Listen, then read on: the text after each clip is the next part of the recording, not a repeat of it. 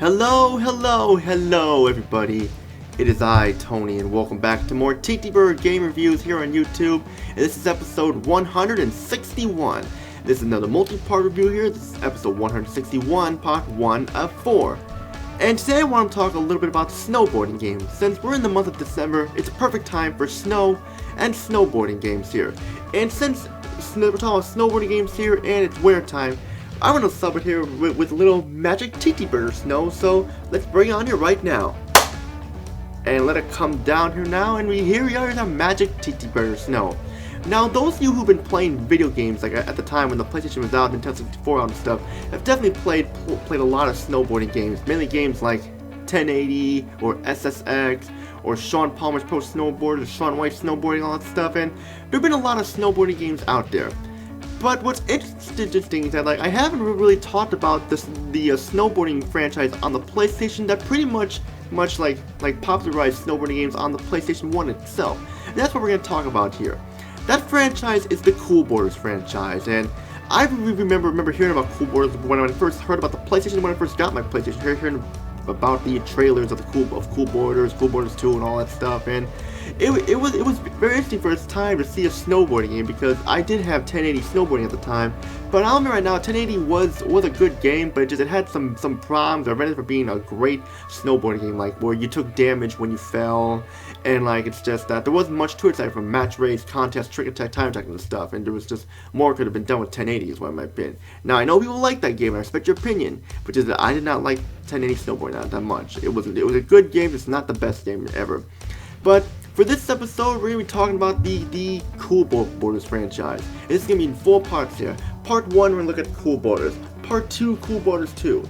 And Part 3, Cool Boarders 3. And Part 4, Cool Boarders 4.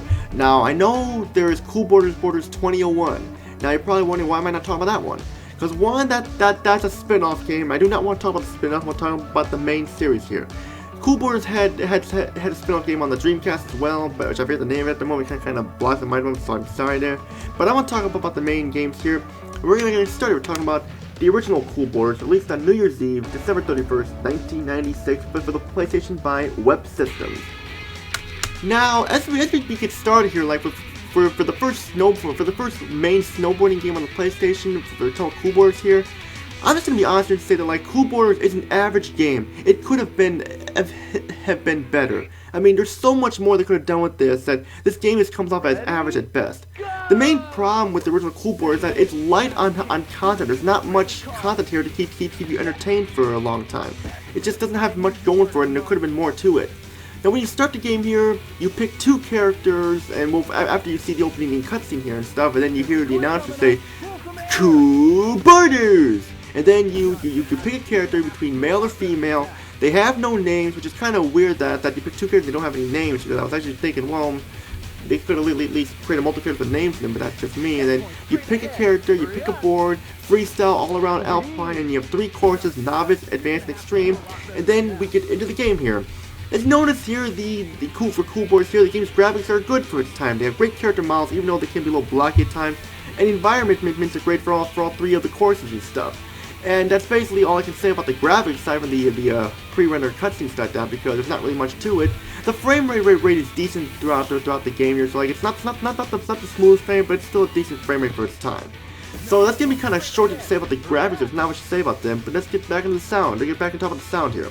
The sound is good, great music, and you got some upbeat rock and roll tunes that play throughout the game. I mean, they basically fit the snowboarding theme there. And you got an announcer who's so annoying that he's so bad that he's funny, and like he's like, "Awesome, man!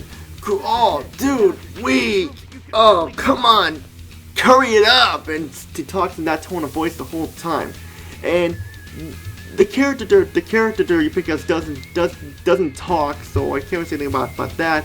But that's all I gotta say about the sound. But now we gotta get into the gameplay, and this is where the problems come here. The gameplay is average at best.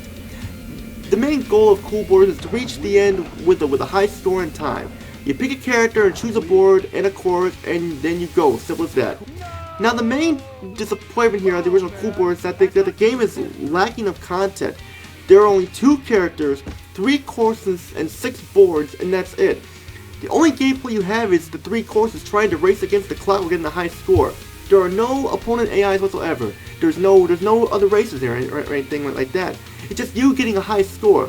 And also, one of the main complaints about this game, no multiplayer. No multiplayer of any kind at all. Now this is stranger because this is an extreme sports snowboarding game. Why is there no multiplayer? Today Snowboarding had multiplayer. And this game does not have multiplayer. I mean, one of the things that makes these extreme sports games fun is to be able to play against a friend or playing versus so. But there's no multiplayer here, and it's strange that there's no multiplayer in this game. The controls take some time to get used to. To do a flip or a certain trick, you need to hold down the jump button while holding the direction on the directional pad to do the trick. The longer you hold the directional button, the faster you'll go and more points you will get. And it is hard, I will not lie there. It's because the controls are stiff, and if you bump into anything, you lose precious seconds, and it'll stop all of your progress, and you'll just stop, like anything at a snail's pace. It is also annoying because when you hit a rock or a wall, you stop altogether, and you'll have to regain your composure and start again. And these problems really affect the game, especially when like it just really frustrates you because like you're just going down full speed and all of a sudden just to hit a wall or something like that just stops you altogether.